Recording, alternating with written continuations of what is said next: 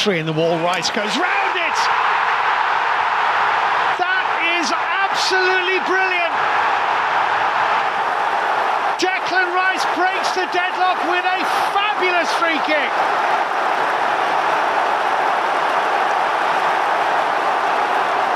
Arsenal lead Real Madrid by a goal to nil, and it is a wonderful goal. It's Rice again. Oh! My goodness! Incredible! This is Declan Rice's night.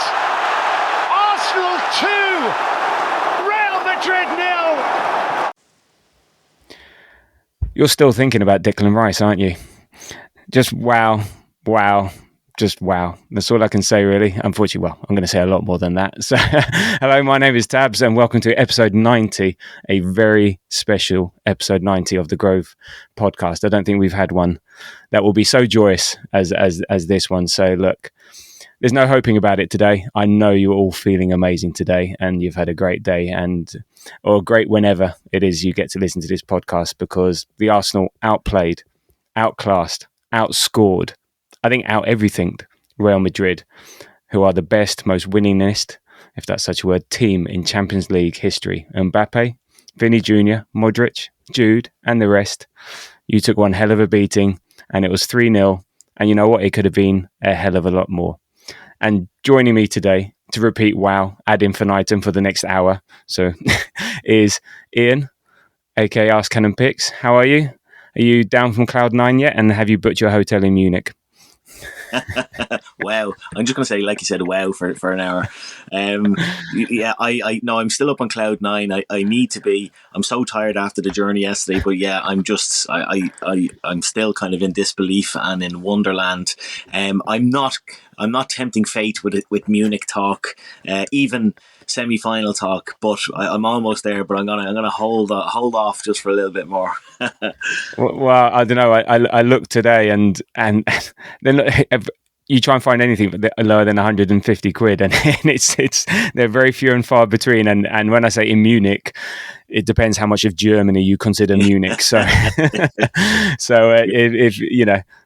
Booking.com and free cancellations are a wonderful thing. So you're right, not tempting fate, but also, you know, if you fail to plan, you're planning to fail, or whatever it is goes. So anyway, let's just see. Let's enjoy last night first. So in today's show, we're going to look back and just drool all over last night's incredible, euphoric performance. And on that word euphoric, I said, you know, someone posted on the socials, and I think we've said it before. I feel sorry for people who don't get to experience the things that we experienced last night, because there is nothing in life that can replicate the feelings that we had last night. That instant euphoria. You know, people have lovely times. Children are born, people have very emotional, very enjoyable times, but having that moment there, and I tried to explain that to my wife, and she actually got quite upset or annoyed. No, you don't understand, you don't quite get it. You know, I'm not saying all the rest of it is no good, you know, and maybe feeling sorry for people is a bad way, but where else in life can you experience what we had last night?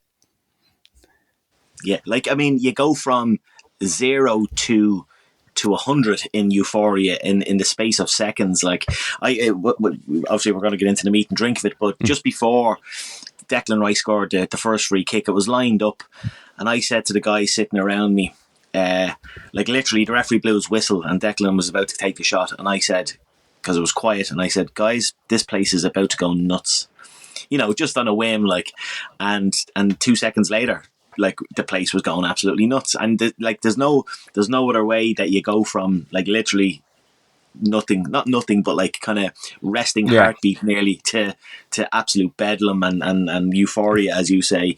There's nothing like it. It was unbelievable last night. Yeah, it's like an explosion going off and so on like that. And actually, you said the opposite to me. I said, well, this ain't going in. You didn't have faith. I didn't have faith, but I've seen enough to know enough to know Yeah, that we just on the last pod, me and you were cheering the fact that we actually got one on target, let alone going in with the fact that it went between the posts. Unfortunately, goalkeeper was in the way, but maybe it was a sign of things to come, which it was. And look, anyway, so we'll look back at yesterday, and then we'll come back to earth with a bit of a bump as we focus or try to focus on the Brentford game at the weekend. So there we go. So look, I mean, you came over from Ireland. So how was your match day experience? How were your travels pre-game at the stadium? How did you find the mood and the atmosphere? Because obviously only 60,000 people were able to make it, and then it was a massive grind for those trying to get tickets on the ticket exchange. And in my situation, I was lucky enough to get one Sunday, so both me and my son did go. So I was very, very pleased about that. So how was your try and convey what it was like for a lot of the people that don't get a chance to go. Yeah, we were so privileged to be there yesterday. I did a half day's work yesterday. Jumped into my car up to Dublin Airport to meet a friend of mine, Mick. He's a fan of the show, and bumped into, as you always do, Gooners up in Dublin Airport. Sat down and had a few pints with those. Talked about what was the best case scenario, what was our prediction. Were we going to have a horrible defeat, or would we get away with a 1-0 win? But then you got over there. The flight was delayed 40 minutes, which hampered my eating plans, but sure, eating's cheating. So the drink took over, and got up to the stadium, and we got there actually just as the Ashburton Army were coming through the tunnel as well. So we got to see that, and you knew something different was happening. You knew a big team like Real Madrid were in town, because just the vibe around the place was special. And again, we'll get into the meat and drink of it. Little did we know what was to come. It was Indeed. No, I think the organisers, the events team, did a pretty good job in the preamble and getting the atmosphere going, and inside. I don't know what you on TV it was like, but inside the stadium, from about 20 minutes out, they started saying on the screens, "Get your seat," and we had a nice little plastic bag as a bit of a memento, a bit of a joke, and it was sort of like, oh right, they're giving us the bags already before we go to the store after the game. So but the tifos and actually the red and white did look amazing across the whole stadium, and just the crescendo, and look, Rice said after the game, Rice on the impact of the supporters, like, credit to the fans, they were unbelievable tonight. From the moment we turned up in the stadium to kick off and to the 90th minute, they were outstanding, and Arteta said the same. He said, and then this night is about two other factors. He was talking about something else. He said the atmosphere that we created even before kickoff, which he hasn't seen before. He was just like eulogizing about it. So I think the fans were definitely the 12th man yesterday. I think we definitely did our job, and you're right. It was a privilege to be there and to experience it. And in terms of the game itself, were you nervous? How were you feeling about the game? In the build up, before it started. Well, I was kind of looking at it as a kind of a free hit. Like, we're playing against the European champions, and we're the underdogs, even though we're at home, obviously, in the first leg. So I wasn't overly nervous, and I don't say that in the way that I didn't think we were going to win or anything like that. Like, I knew Madrid were in poor form. I knew they were conceding goals. So I thought to myself, if we play our best game against them and they have an off night or something, something could happen. But even then, I thought we could win 1-0, 2-1, something like that. So I was apprehensive, just as you normally are going to an Arsenal game. But like, I wasn't overly nervous in any way. How did you feel? Yeah, no, I was the same. It was more anticipation. Yeah. There weren't really nerves. I wasn't bricking it, as they say. It was more like an occasion, not quite a free hit. But it's not like when you're playing Man United or Spurs or Chelsea, where, like, oh my God, you want to win so much that you just don't care about anything else, and you have that tension there. No, it was more like it was like an occasion sort of thing. So I didn't have those nerves, and no, and actually the way the game panned out, I didn't really have those nerves, because, as you said, I thought we were going to have a chance to score at some point. I don't think we were ever going to be out of it. The only thing I was fearful of was maybe if we didn't show up, and maybe if Madrid did show up, and then what might happen, and then we were out the tie at the end of the first leg. So that was my only fear. But as it panned out, there was nothing to worry about. Nothing to worry about. So look, as we normally do, we do normally do highlights and lowlights, but I'm not sure today is a day for lowlights. So unless you really want to, I actually do have a big low light.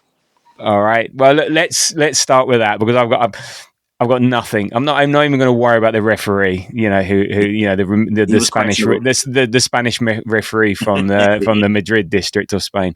Yeah. But yeah, go on. What was your low light before we then rattle off all the highlights? My big low light last night was that Dua Lipa was at the game, and I didn't get to meet her. So. Yeah, absolutely gutted about that. I only found out this morning that she was there, so kind of ruined my night really. But yeah, that's my low light. that's your low light. Okay, well, good. Well, as low lights go, that's fine. I'm sure that was her low light, not seeing you, meeting you either. The famous Ask and Pick. So both of you missed out. Both of you missed out. Yeah, both of our losses. Both your losses, indeed. So look. I've rattled off a list of potential highlights, so it's really hard to pick one. So if I'll pick a couple, and maybe you can pick a couple, then we'll pick up again. Peter, I can't. I'm getting tongue twisted here. I would say my biggest highlight was actually the Merino goal. Because that was the one. Because the Rice free kicks were surprises and amazing and just wow moments. But the Merino goal, as good a goal as it was like, oh my God, we're 3-0 up against Real Madrid. We might go through. You start thinking, 3-0 is as a scoreline. You go to the Bernabeu.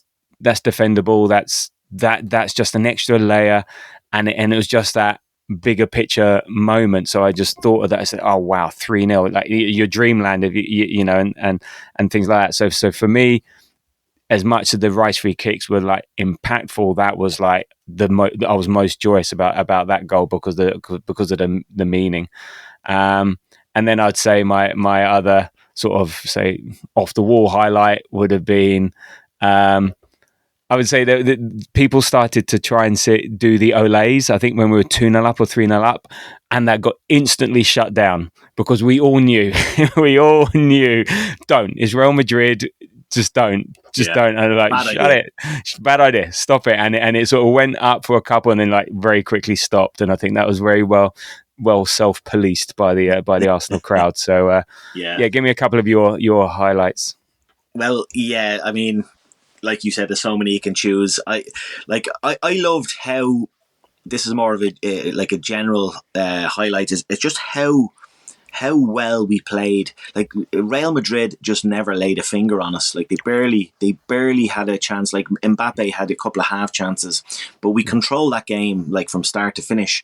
And so at no point, like obviously their talent up front, anything can happen at a drop of a hat. But just we controlled the whole game, and that was a huge highlight. It gave me a lot of comfort. Like I wasn't breaking it, as you say.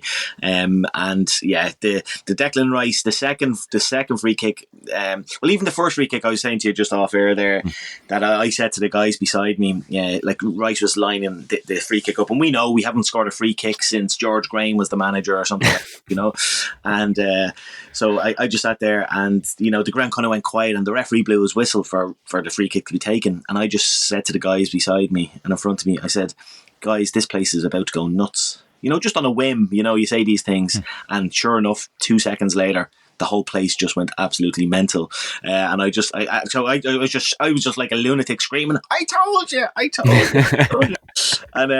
it was just brilliant, and as each goal went in, everybody was just, after the celebrations, after everybody went crazy, we were all just standing there with our hands on our head going like, what is going on here? Like, what's happening? Like, we were all literally wide-eyed looking at each other going, what's happening? So, yeah, it was just, the whole night was just one huge, massive highlight. Indeed, it did, and it was a night for hugging strangers Yeah. and just pure joy. Another sort of fun, off the wall sort of highlight was when we started singing "Are You Tottenham in Disguise" at 3-0. Yeah. The terrace humour coming out to full effect, and yes, and I know. Funny enough, I was saying afterwards, I think actually, maybe not Tottenham, maybe Tottenham. Seems like Tottenham, Man United, and other poor teams. Everton have given us harder games than Real Madrid last Yeah. night. So there we go. So, and I just want to give an honorary mention to a guy about 2 rows behind me who, on his own, started singing, "You're just a shit Barcelona, shit Barcelona." Brilliant. I had a good giggle to that now. That is very good. I like that. So cool. So very nice. That's good. It's good fun. So look, in terms of the lineup, I think the big question was, does he put his best defenders on the pitch or the players in their best position? So we had Raya, Timber, Saliba, Kivior at the back. With Lewis Skelly, Partey, Rice, Odegaard in midfield, and Martinelli, Saka, Marino. So, and Saka starts. I think everyone expected, and I think everyone else. So, were you fearful of that? Because a lot of people I was talking to were like, saying I'd rather have the best players on the pitch, and people are a bit fearful of Kivior. I mean, what were you wanting or preferring to see? Yeah, but the last pod I was on with you, I was very worried about Kivior playing, and I started talking about moving like Timber in there, and then all of a sudden you're moving 2 or 3 players. Now since then the Everton game happened, and Kivior was brilliant. He got man of the match, and he alleviated some of my fears. Obviously, again, you're a bit worried because he's about to play against Mbappe and Vinicius Jr. and so on. But no, I was very happy that he kept the structure of the team, because I think that was really important to how we played yesterday. Look, how sensational was Thomas Partey in the middle of the pitch yesterday, and imagine if he had have been at right full for some reason last night. If he had to mix it up, like, that would have been a travesty. So it kind of proves and highlights how important it is to keep your players like where they are, rather than just making loads of changes, which he has done before, and doesn't work. So I was very happy with the lineup. Yeah, no, I think it was a night for the players in their best position. I think if you mix it up, it has too many knock-on effects. Putting Saliba at left centre back. Granted, he plays there for France, but it's not his best position. Then you have White inside, and then you have Timber. Timber's used to Saliba, so all of a sudden you got 3-4 new partnerships across the back four, including Raya, that you have to deal with. Whereas if you're just chucking in Kivior next to it, then it's just, and that's his natural role. Look, he's never going to be as good as Gabriel, who is. He's one of the best centre backs in the world. So you don't want him to be as good as Gabriel. You want him to be the best version of Kivior that he can be, and that's all you can expect of him. And actually, I think that I haven't seen. I unfortunately I don't have a for this one, but I don't think Saliba and Kivior have lost a game when they've been partnered together. So so exactly. So look, there must be something right there. And I think that he played 2 games in international break. He played the majority of the games against Fulham. Played the Everton game. So it's not like he's coming completely cold. So he's a decent defender. Again, he's never going to be Gabriel, but he's not also that bad a defender. So no, I was pleased to see that, and as I said, it worked out really, really well. So look, in terms of the overall game itself, like the numbers speak for themselves. We had 53% possession. We had 1.64 xG to their 0.5, and now that 0.5, I've got the stat lower down here. Where is it? Right, 2 times this season, Real Madrid have been held to 0.5 xG or fewer in the La Liga and the Champions League, and last night was the second time. So incredible. Yeah, the fact that we restricted them to all that. We had 12 shots. Okay, they had 9, but of our 12, 11 were on target. So and again, a phenomenal performance in terms of shooting, and in terms of those 11 shots on target, I think that's the joint most since 2003-04 by a team in the UEFA Champions League knockout stage against Real Madrid.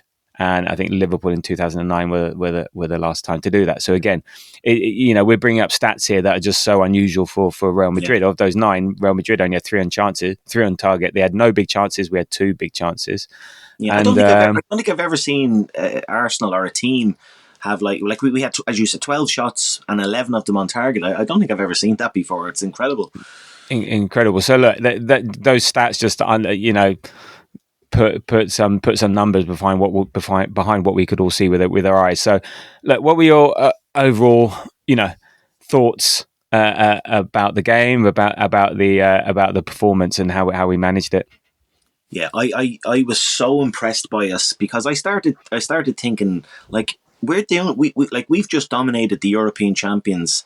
Like beat them 3-0, even at the at points in the game where it wasn't 3-0, it might have been 0-0 or 1-0. We were still like dominating them for the most part, like I think, and I just thought we're doing this like without our like we still have to buy our striker. One of our best defenders is injured. Granted, have you not heard they've canned that because Marino is now going to be our new number 9. They're changing his number for next season. Yeah, they're bringing a number 9 is back. And his name, I believe, people are calling him Juan Percy. That made me laugh so much today. Yes. Yeah. So and we're renaming the stadium. Yeah, the Marino Dome. The Marino Dome. Emirates Stadium can feck off.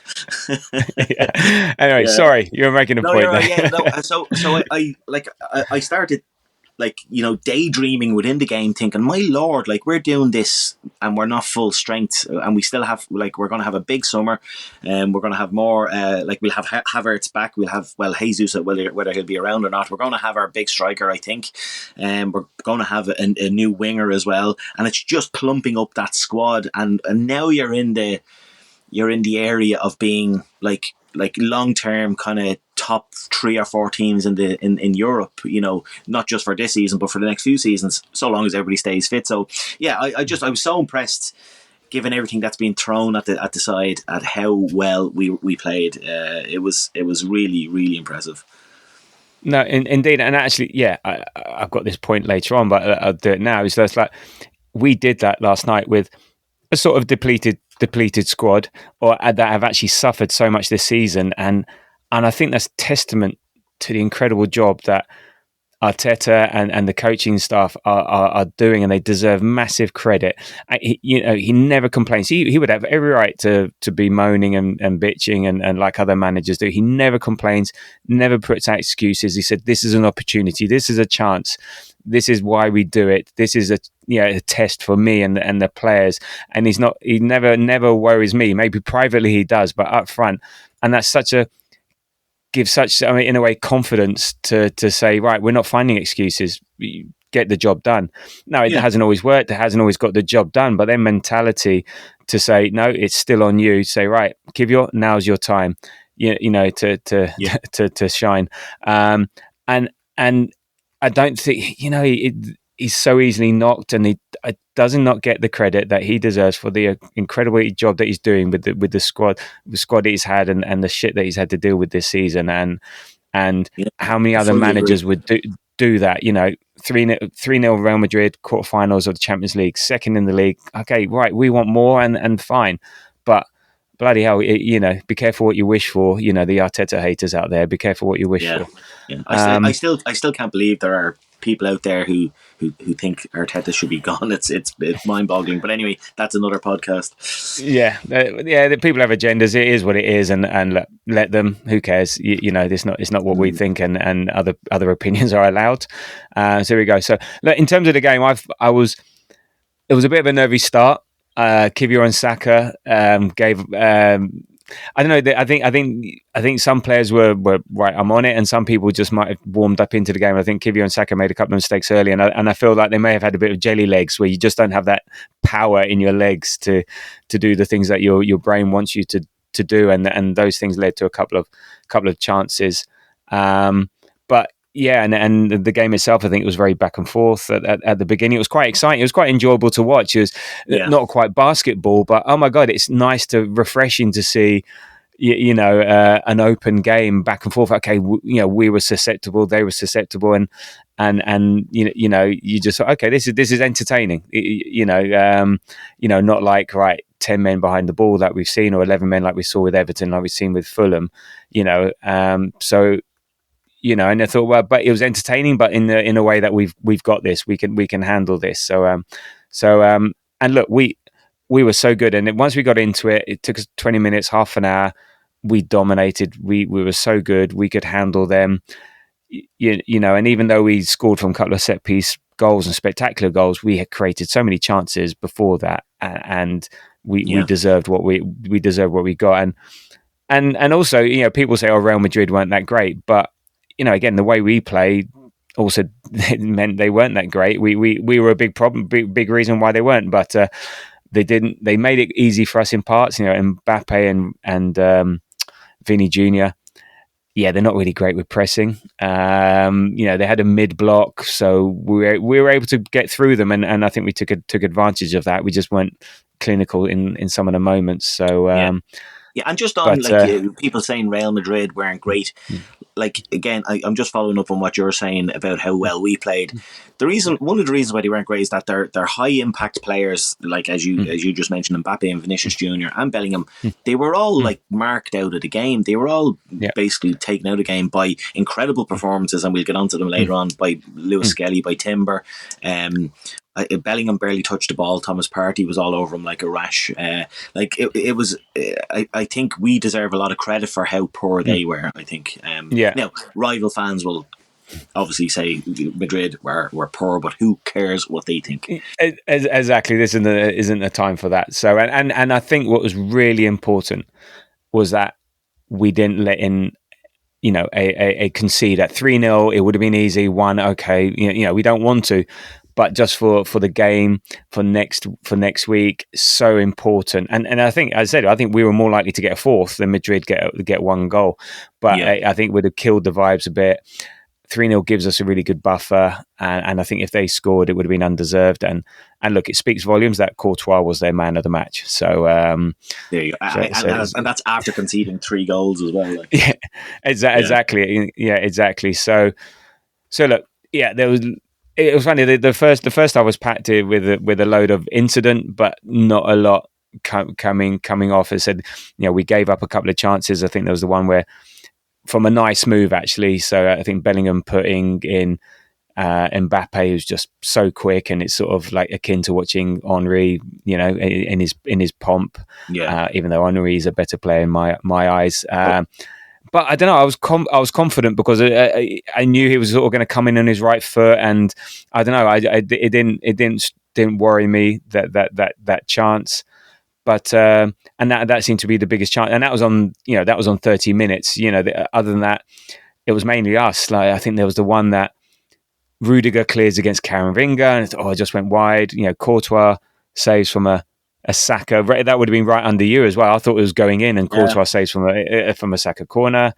Partey had a header. That was William Saliba cleared it off the line. Oh, the next one was there was one where Courtois cleared from right underneath the crossbar, and then the next corner, Partey flicked it on, and Saliba forgot that he hasn't joined Real Madrid yet, and and stopped Partey from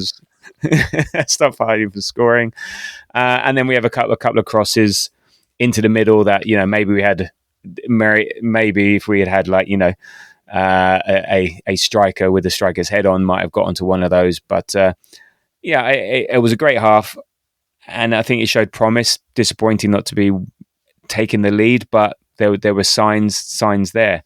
So how were you feeling at halftime? Yeah, at halftime I was a lot more optimistic. Not that I wasn't optimistic before the game, but I thought you were going to say hungry, but I was starving the whole night. But yeah, like I thought we controlled most of it. But oh my God, Aston Villa have just gone 1-0 up against PSG. Oh, you're ahead of me. I haven't seen it yet. Okay. And Prince William is gone crazy. Morgan Rogers. But I think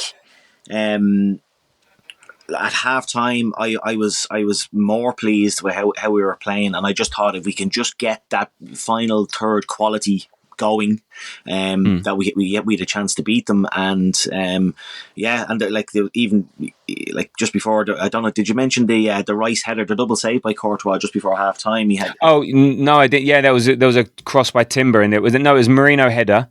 And then I think, or Marino or Rice, I don't know. I think it was Rice. I think it was Oh, Rice. okay.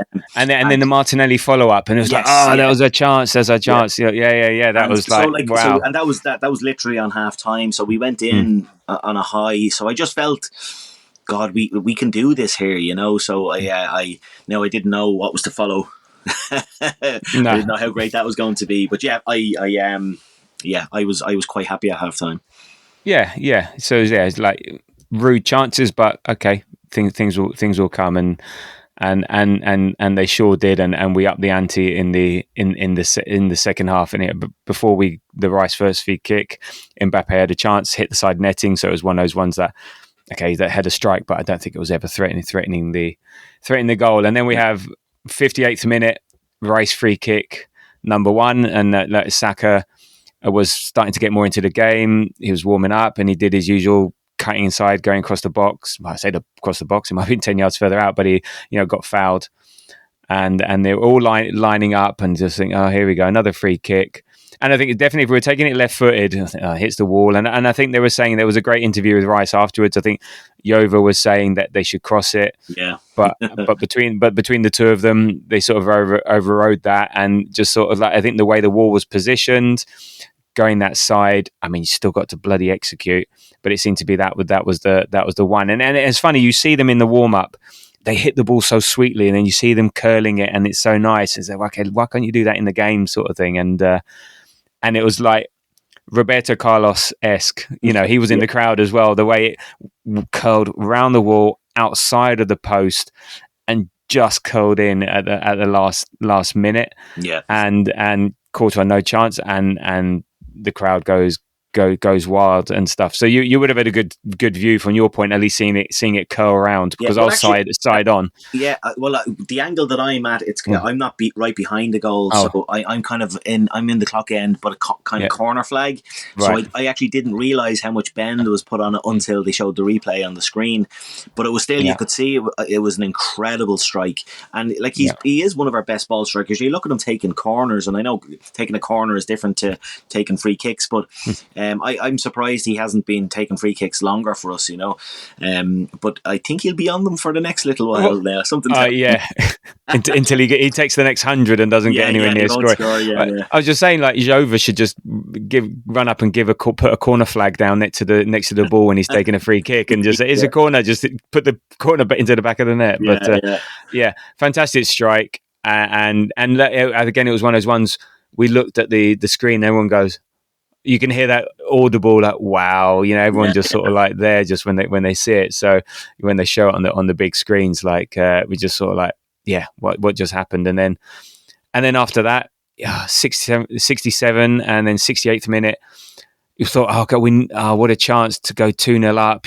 We missed our chance. Martinelli had a shot saved. Then Marino followed up, cleared off the line. Then he shoots again, and then Courtois, who's just come back from injury, makes an incredible save, and we're just thinking, was that the chance? Was that, I mean, we did everything to score. It's not like you can criticise them. And then I think after that, there was a corner, and off the line, Bellingham from a Rice header. So, and then free kick number 2. Go on, take it. That might have been a better one for you. That would have been a better angle for you, surely. Because that was on the other side, and I remember again saying to the lads beside me, because it was more central, and I thought it was more for a left footer. In my mind, I thought Saka was going to take that one, and then you just see Rice going up to it again, and like the rest of the stadium and the rest of the world were saying, he can't do it again, can he? And like, he just literally hits it top. Oh my God, 1-1. Speaking of top bins. I'm just following it now. Yeah. Yeah, Rice. Yeah, that's right. Average, not Yeah, as good that's as not. Rice. Yeah, that wasn't like. Did you? I'm sure. Well, the whole Arsenal fan base has seen the screenshot that somebody took of with Saliba standing there, and it's the crossbar, the angle of the crossbar in the post, and you Postage couldn't. stamp. Yeah, you could not have drawn the ball any more into the corner of the goal, and again we're standing there with our hands on our heads, going, "What is happening?" And I just love the celebration as well, just standing up on the hoardings and doing his Christ the Redeemer Yeah. stance, but I was just absolute scenes, or limbs, as the kids say, and yeah, and there was more to come. Yeah, it was like the crowd just went berserk. Saliba with the hands on his head, Odegaard with the hands on his head. Yeah, Everyone's just sort of like smiling and laughing. I think we're beating Real Madrid 2-0, but Rice has got a second free kick, and it's sort of like, yeah, it's just nuts, and it's we're all just sitting there like, what on earth is going on here? So so there we go. And all right, a couple of stats coming out. So Declan Rice is the first player to score 2 direct free kick goals in a knockout stage match in the UEFA Champions League. And next one, Declan Rice is the 5th player to score 2 direct free kicks in the same Champions League match, and he's now with some high company: Rivaldo, Cristiano Ronaldo, Neymar Jr., and there's Hakim Ziyech. He's not a bad player, but yeah, he's up there with those guys. So and the first person to do it against Real Madrid. So, but as you say, so it's taken him 338 games between West Ham and Arsenal to score his first direct free kick, and then 10 seconds later, he gets the second he decided, game. I like doing this, I'll do this again. And now it's going to be another 338 games before he scores his next one. Do you know what I loved as well about that? The second free kick is the angle from kind of behind the goal, and Mbappe's just standing there watching him, and like it's in slow motion, and I don't, there's just something iconic about Mbappe being there.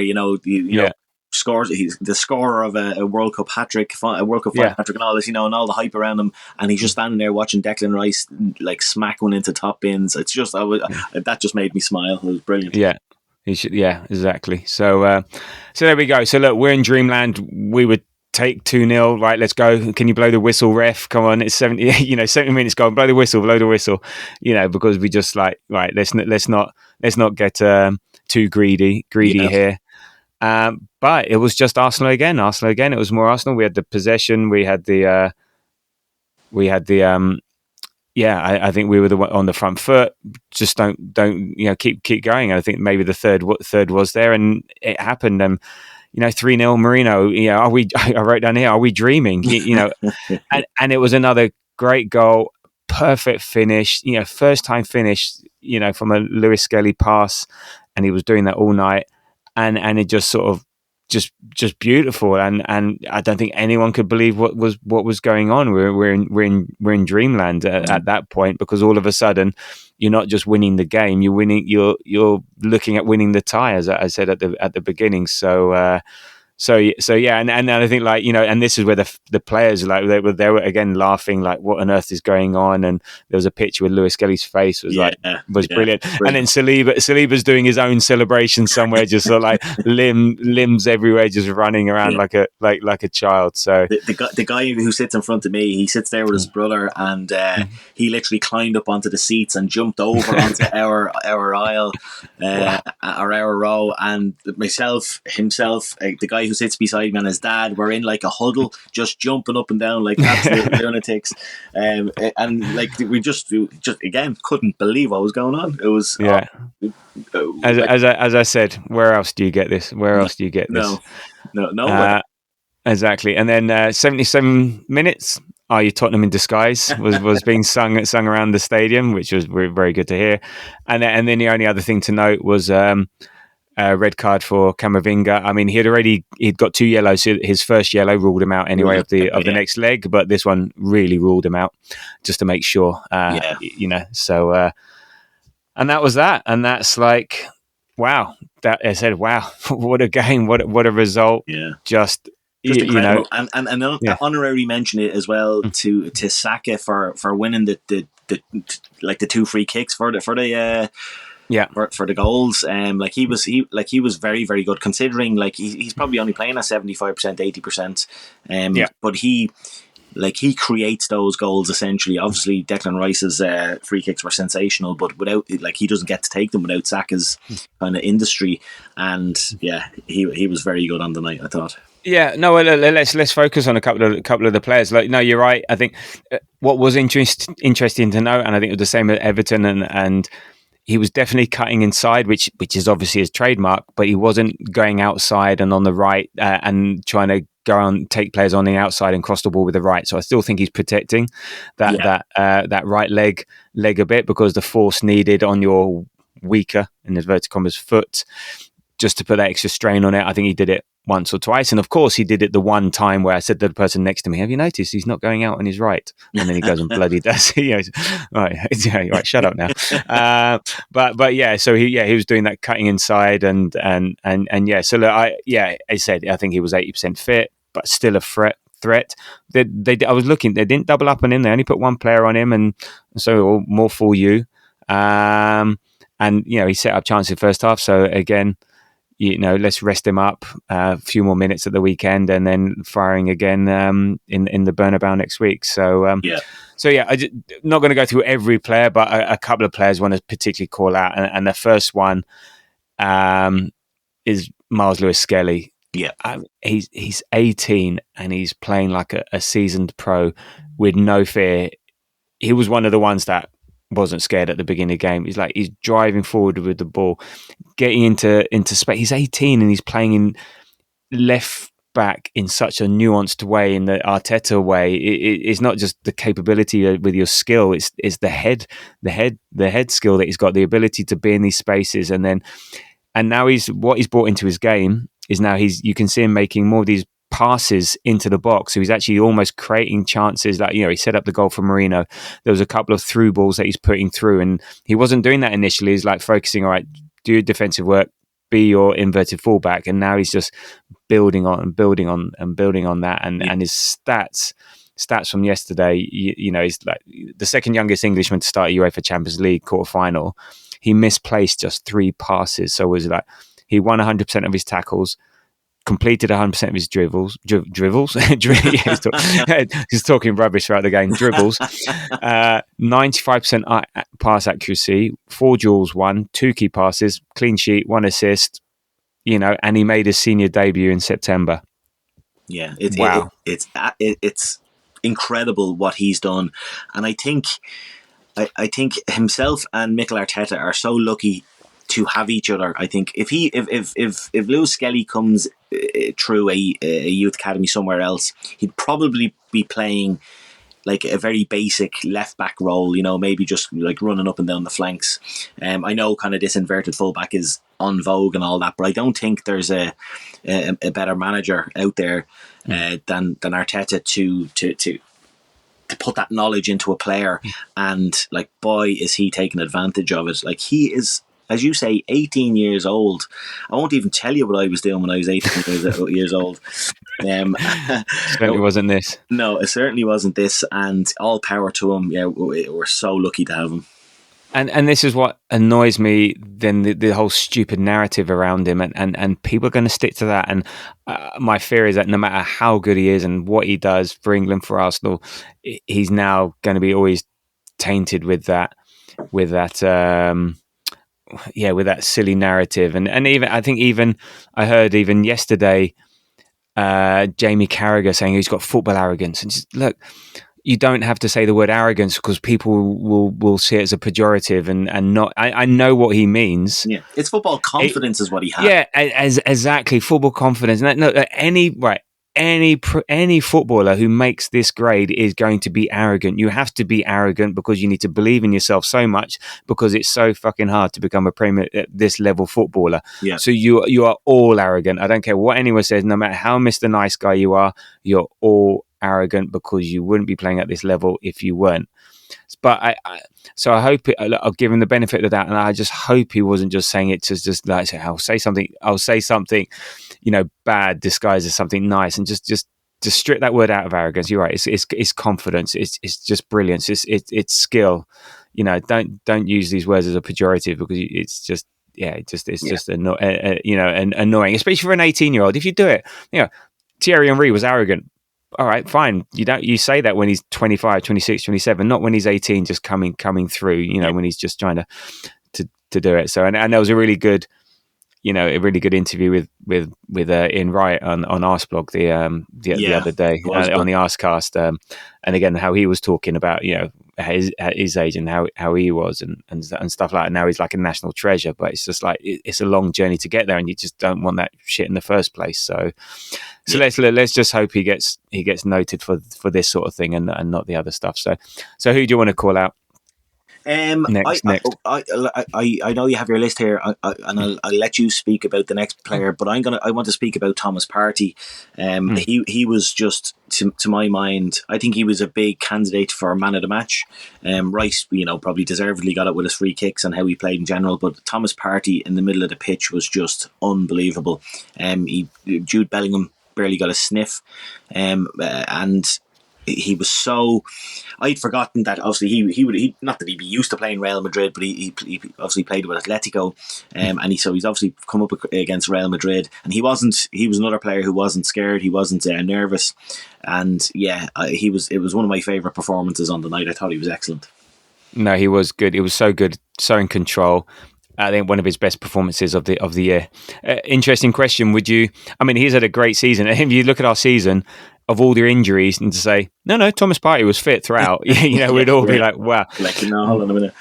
Would you give him a 1-year extension, or is this a scenario? Look, you have your one good year, but you're not going to repeat it.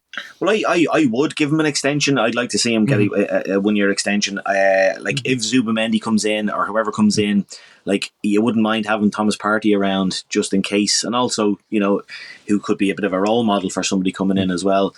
I'm a huge fan and always have been a huge fan of Thomas Partey. I think he's sensational on his day, and I definitely would give him an extension. What about you?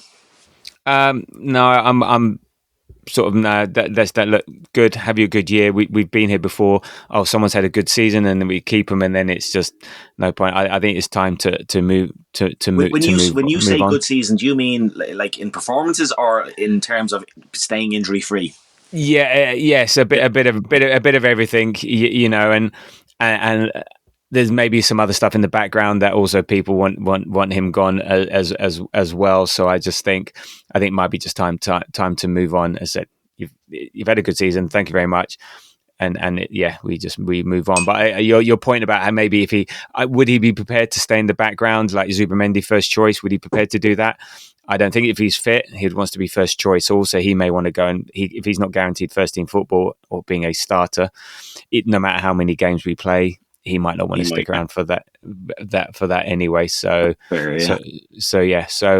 another one player that I want to call out, and he's rapidly becoming one of my favourites is Marino. He's becoming a I love him so much, and he's becoming a cult hero, and he's so important to us now, and he's getting goals and he's getting important ones. But for me, obviously you got to have end product. I love his unselfishness, and he does so much running and so much for the team. That it was a bit like Havertz last year. He does so much of the unheralded work or the unappreciated work, but without him, we are not the same team. So yes, he's not what maybe people wanted as a left 8, but if we didn't have him now, he's just stepping up and not complaining. And he's scoring goals. And he said, look, I don't know how many goals it's since January, 6, 7, I can't remember. If you said we bought someone in January and he scored, in the Champions League, two or three in the Premiership, or a couple in the Champions League, couple in the Premiership, you'd be well happy. Yeah. So and his conversion rate, he's got one of the highest conversion rates, in 2025. He's scoring a lot of goals this year. So I like these sort of players. and he works hard and stuff, and he's learning the job. So Yeah, and how beneficial will he be in, like, when we do get our striker, Yeah. to have somebody now? He has a little bit of kind of know-how and knowledge of how to put the ball in the back of the net. He was doing it a tiny little bit when he was playing left eight, making late runs into the box and so on. But like, that's just another little string to his bow now that he'll have to carry forward. And how he spun off and just like the goal that he scored, the finish was sensational. But just the kind of the know-how to just peel off the back of the defender and create that little bit of space to allow him to hit the ball first time. I mean, like, as you say, if we didn't have him, like, I think we'd be snookered altogether. Absolutely. So no, I think we're very lucky. And look, he started. The reason maybe he didn't perform as we wanted, or it didn't happen as we wanted, comes in, gets a body slammed in his first training session. Then he comes out of the out for a couple of months injury, and then when he comes into the team, we're a dysfunctional team with no Odegaard and things like that. So therefore, he's having to play in a dysfunctional team, and he comes off an international tournament, so he's not fit. So he has to get into that. So now he's fit and he's learning the job, and he's pivotal to he's vital to what we do. So really like him. So anyone else you want to call out from yesterday? I'm going to back my boy Kivior again. Ballon de Kivior. Like, I actually felt bad because in the last pod we after Gabriel got injured, I was kind of fretful of Kivior playing against Real Madrid, whereas in the past I backed Kivior. I defended him a lot because I think he's a really good defender, and but I just thought he was really good. He was really solid. Obviously, like in the first minute when he kind of had that little mishap, I thought, oh no, please don't do this. But he was so solid after that. He's so good at passing the ball. He was calm on the night. I just thought he was really, really good. Yeah. No, indeed. Yeah, exactly. Yeah, exactly. He was very good last night, and an important part of what we did. So good job, Kivior. So my final one, I'll just do one more. It's a bit left field, but it was Kieran Tierney.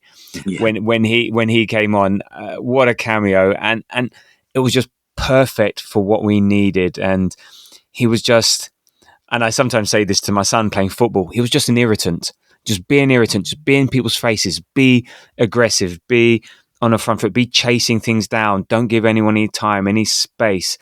And it's exactly what Real Madrid did not want, and it was exactly what we needed at that time for 10 minutes, 15 minutes. Just comes on, and he must be like pinching himself. So like, I'm playing in a quarter final for Arsenal against Real Madrid. I should have been in Scotland, playing Hibs or something like that. Or just the fact that he's fit. You can imagine that he's fit, and he just is just the perfect substitute to make at that time.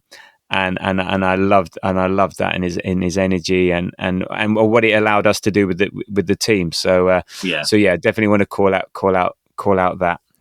Good shout. Yeah. And you got anyone else? One last one? One last one. I will pick out. Do you know who I'm going to pick again? Left of centre is David Raya. Didn't have a huge amount to do, but he's so solid with collecting crosses. I think there's some form of super glue on his gloves. When a cross goes in and it's near him, he rarely punches. He'll just go and grab it. He claims everything. And there was one moment late on, like we're 3-0 up, and you're thinking, like you said earlier on, please don't concede, because there's a big difference between 3-0 and 3-1, and like to give them the last bit of positivity in the game wouldn't be a good thing. And the ball was played back to him, like we were kind of passing around at the back and we were being closed down, and the ball was rolling across the goal, and I don't know who it was, but somebody was closing him down fast. And I was like, get rid, just wanted him to hoof it. And he played this absolutely sensational ball up the left wing to Trossard. And all of a sudden, we're Trossard's flying into the Real Madrid half. And I just love how calm he is on the ball in that regard as well. So, yeah, I just wanted to give him a quick shout out. No, definitely. Yeah, he just knowing that he's there, that he can collect the ball, calm things down. he's got the ability to pass. Yeah, it's great having that sort of keeper in there, and I like the fact that he actually punched one in the first half, which you don't normally see. The fact that he collects the ball, it's good, because if you punch it out, it's a bit random. So no, definitely a massive part of our success. So look, as I said, fantastic performance all round. We could talk about every player, but we'd be here all night. But the job isn't done yet. It's half time, so the cliche, it's half time. But bloody hell, we've given ourselves a really good chance, and I've been joking that we should at least guarantee us extra time next week in the Bernabeu. And look, if there's a team and a venue where a 3-0 deficit is not a foregone conclusion, and that the result is overturned, is Real Madrid in the Bernabeu. So how do you think we should approach next week? Yeah, it's such a big question. Like, part of me wants us to just basically only bring defenders over to Spain, but again, I think there's a chance that we go and have a similar performance against them. I don't think Arteta is going to overly be defensive. I think he'll put it to them, because he knows, and I said earlier on, like, if we score one over there, I think it's over. And I think Arteta will go to get that goal. I'm not saying he'll go gung ho from the start, but I think he'll just keep us kind of relatively tight, well, very tight, and then but still have out balls and still try and go up progress up the pitch and nick a goal. But I would gladly take a Man City away style, literally 10, well, at that point it was 10 men, 11 men behind the ball, and just get through any way, anyhow. Yeah, and I'll take a 2-0 loss. I'll take your hand on that as well. Yeah, give me a 2-0 loss, and I'll exactly. But can it be like a 2-0 loss where they score like in the 95th and 96th minutes of 96? Because I don't want them going 2-0 up in 10 minutes and then holding on. God, could you imagine? It's a tough one, because look, I think they can be got at. They can let in goals, but they also get. And so therefore you just go in and as if it's just a normal game, and it is 0-0, 1-2, or whatever. You forget about so as if it's a one-off game. You don't have to throw caution to the wind, but you can't be massively conservative, because then maybe you invite pressure. But then again, they're not that great against a low block. What can they do? So it's a tough one, but yeah, I think we will. I don't think we will low block it, but we will. We won't throw caution to the wind, shall we say? No. So we'll maybe have a big pragmatic approach to it. And I said maybe it's just right. Get that one goal. Go out to get that one goal, but I don't want to even think about the alternative. And now is not the time to worry about the alternative, because.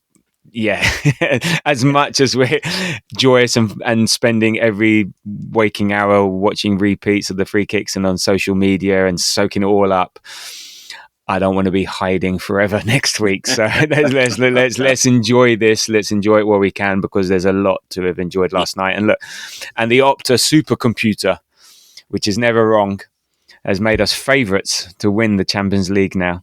We've got a 96% chance to progress to the semi-finals. Now that's big. So how much are you putting on the 4%? We've got a 54.2% chance of making to the final, and then a 28.4% chance to win the competition outright. So we're going to win it. I just got shivers down my spine. Thanks.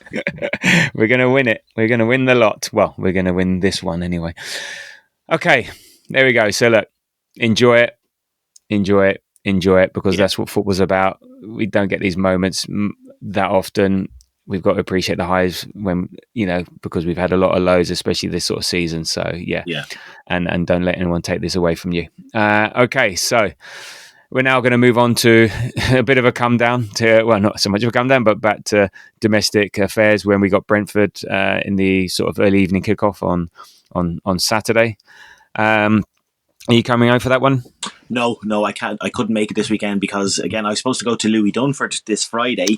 Yes. And the match kicking off at 5:30 isn't good because you can't get a flight late enough to guarantee you getting home. And I didn't want to do 2 nights, so I very reluctantly I sold my Louis Dunford tickets, and I'll watch it from home. Watch it from home. Yeah.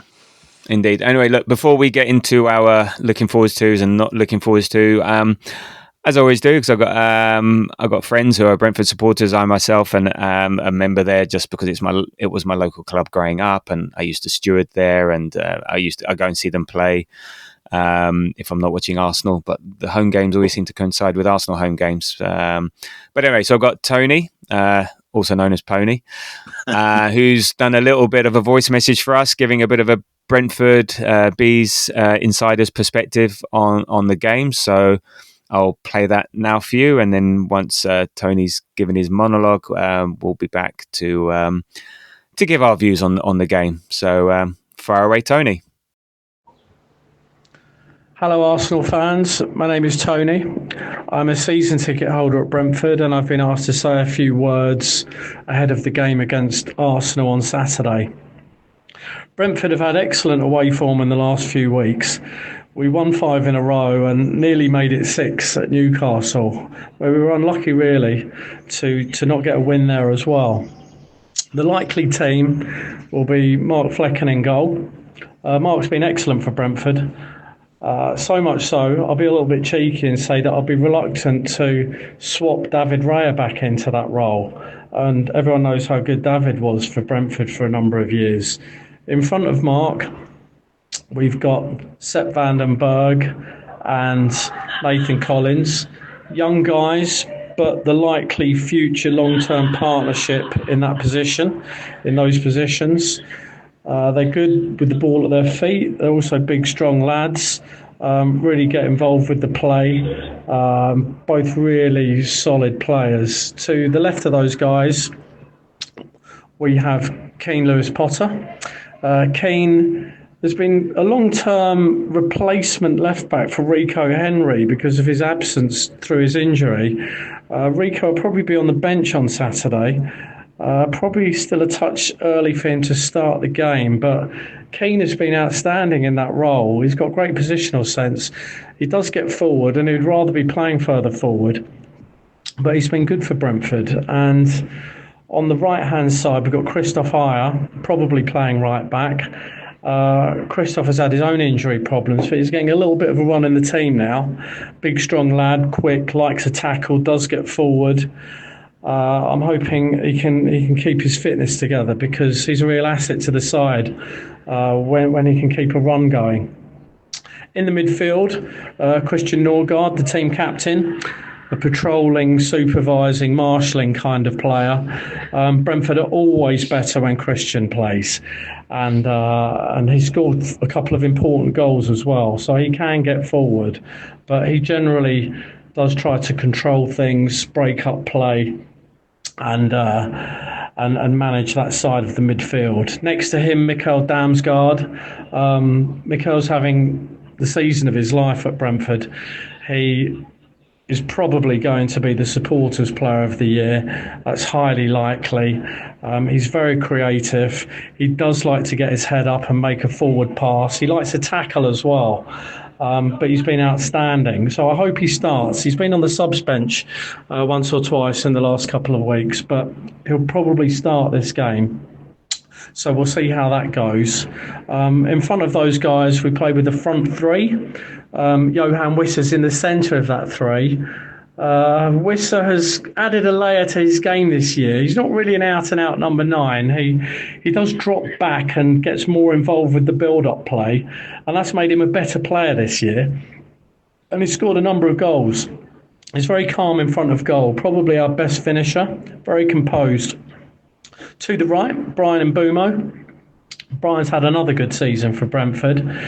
He's left-footed and he plays as a right-sided inverted forward, and definitely tries to get himself as involved with the play as he possibly can. A lot of teams have had a plan for Brian in the last few weeks, so I'm expecting him to put in a good performance at some point soon and break free of that. But Brian's a really solid, hard-working type, and one to watch. And then on the other side, we have Kevin Sharder, typical Brentford signing. Kevin, young lad, a bit of a work in progress. He's very rapid, and he will work his fullback on both sides. He's probably got more opportunity this year than he was expecting, because a couple of the other Brentford signings, the Brazilian guys, Nunes and Thiago, have been out all season with injuries, so Kevin's had more of a chance. But he pops up with a goal, and he really does try. He had a man of the match performance at Newcastle, so I'm expecting good things from him. In terms of prediction, well, the last game was a stalemate against Chelsea. Brentford don't have many of those. I think we're probably going to get back into the entertaining business of scoring goals, but the stressful business of also conceding them. So let's go with a score draw, a point apiece, and I'm guessing it'll probably be something like 2-2. I hope everyone enjoys the match.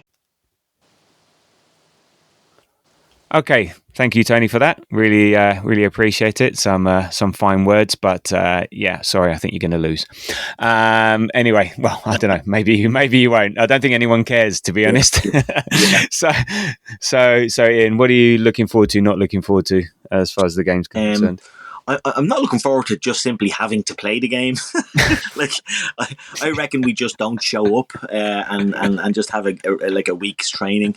I know it's it is a shame we're so far behind in the Premier League, but again, like we've spoken so many times, we do have to make sure that we don't drop further down the table. I think that's important for the optics of the season. I'm just I can't say that I'm looking forward to anything in particular. Maybe I wouldn't mind seeing. Well, I don't know if we'll go this far, but seeing maybe a couple of fringe players who were in the first team squad recently, like Sego Junior and that. Would they get a game for once? But I don't think Arteta's that type. I've always said it. I don't think he'll go. I think we'll see quite a few of the players who will play against Madrid playing, and it's going to be very interesting to see what team he puts out. No, indeed. So yeah, I'm looking forward to. As I said, I always like going to see Brentford play. A bit of a soft spot for them. So yeah, happy. Yeah, going back to the Emirates. I like going there. So it's always a pleasure to go there. Not looking forward to. I think it's going to be a bit of a come down. I think this is what the archetypal, what they call a trap game scenario.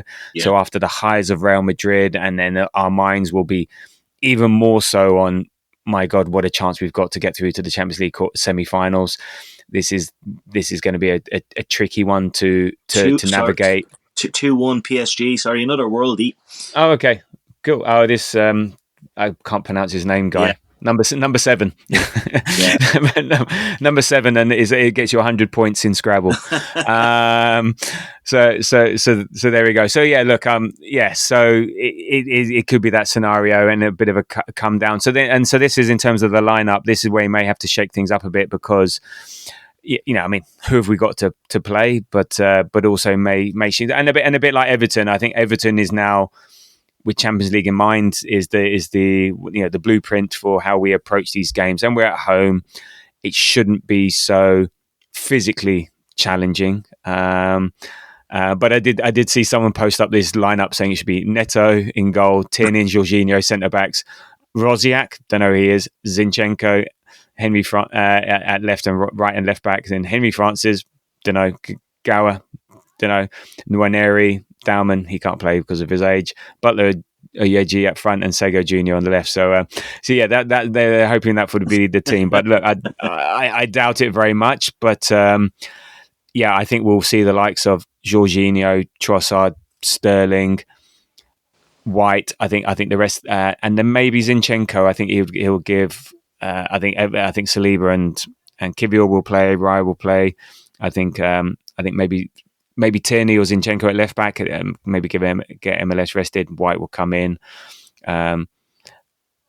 Maybe Odegaard starts, but Rice has a break. Don't know. And then the front three was like against Everton. So yes, Sterling, Trossard, and Nwaneri. So yeah, it'll be. I think Everton is now where the Everton lineup is his thinking. So I think that. But we'll have to play a couple of players who will play against Madrid. We'll have a couple of players there. So it's just managing those minutes. We beat them relatively easy, coming down from 1-0 down on New Year's Day to win 3-1. So we normally perform well against them. They've been tricky opponents. I think it was like a last-minute winner by Havertz last year. We drew against them the year before when I think they forgot to draw the lines and stuff. But they've always proven to be tricky opponents. And look, the Brentford had a solid season this year. I mean, it's amazing. Like, for club, they are a small club. From their background and stuff to now be like a mainstay within the Premier League is amazing. And they've had a great achievement, and they're a well-run club. They're a popular club, it's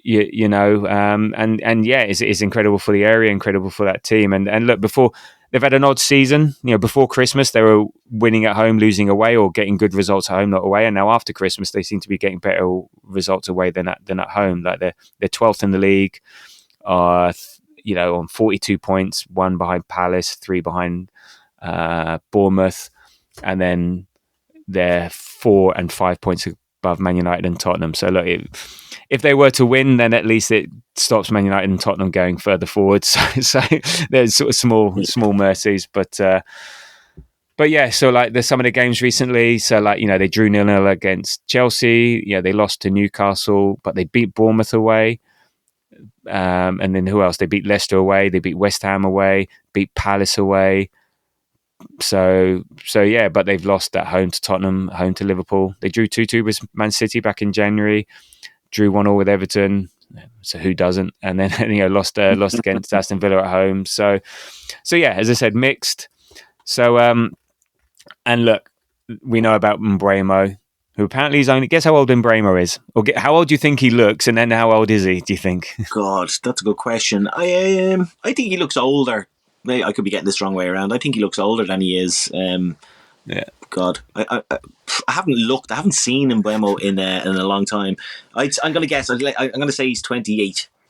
28. He's only 25. I thought he was 30s. I thought he was much older. He's only 25. He's got his head on upside down, and no, he's a very good player. So he's dangerous. We know Wissa's dangerous, and Damsgaard. Between the three of them, that they do offer a threat. And Mbeumo's got 16 goals this season. Wissa's got 14. So that's more than it. That's almost double anyone on our team. So they will carry a threat. But they do concede. They're averaging 1.52 per game, but they score 1.65. So yeah. I predict goals. Don't know how many and to who to. What are your thoughts on how the game will go, and what's your prediction? Yeah, it's hard when that we won't be going like gung ho at it. But I always find it very hard. Obviously, I'm very biased. I always find it hard not to predict an Arsenal win. But I'm gonna go 2-1 Arsenal. 2-1 Arsenal. Yeah, that's.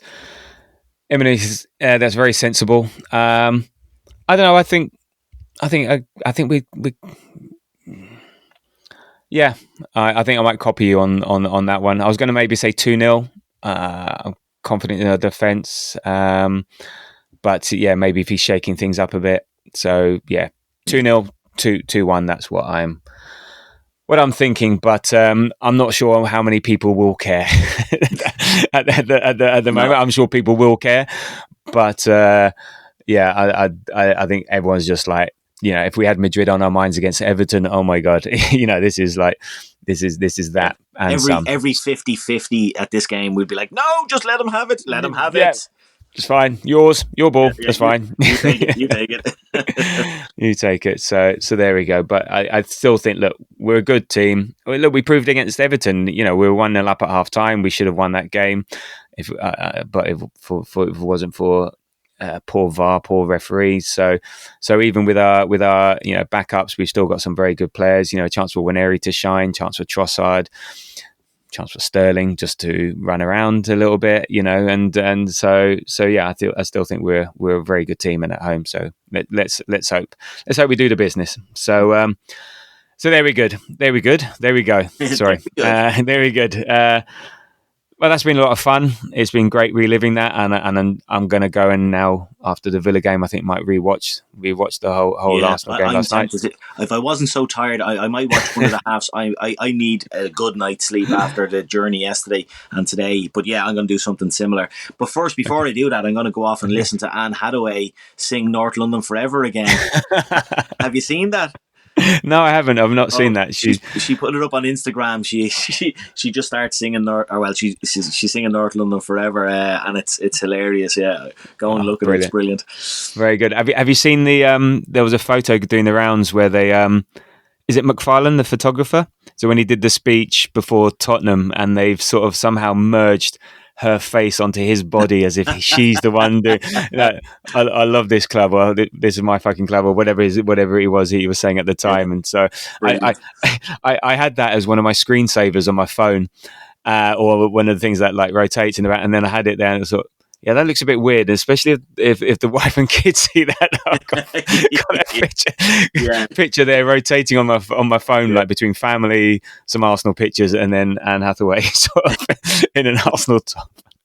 So I took that off because it was just it looked bizarre. So anyway, look, thank you, Ian, for that good chat. Yes, and I hope you get a good night's sleep. But all you have to do is keep counting corners, keep counting goals from free kicks by Declan Rice, and that will soon get you to. Yeah, I'll be asleep in no time. Yeah, exactly. So look, thank you for that, and look, thank you everyone if you made this far. I hope you're extracting as much joy as we are. The next show will be post Brentford.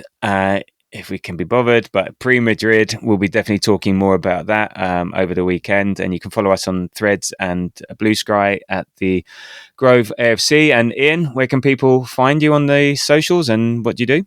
People will find me on all the social media platforms at ArsCannonPics, where you send me in a lovely cannon from somewhere in the world, and I'll post it out and give you a shout out. People tend to enjoy it, so that's where you'll find me. Very good, very good. So, and look, if you like what we do here on the Grove Podcast, and even if you don't, please, go on, like, subscribe, follow us on the socials, give us a bell, whatever. We'd love to hear from you. So, so there we go. So, well done, Mikel. Well done, the boys. Come on. Sorry, Madrid. Yes, come on, indeed, Madrid. Sorry, just not good enough. You were taken apart by a very, very, very, very, very good Arsenal team with some amazing supporters. So, as always, until the next time, come on, you Gunners. Only 3 in the wall. Rice goes round it. That is absolutely brilliant. Declan Rice breaks the deadlock with a fabulous free kick.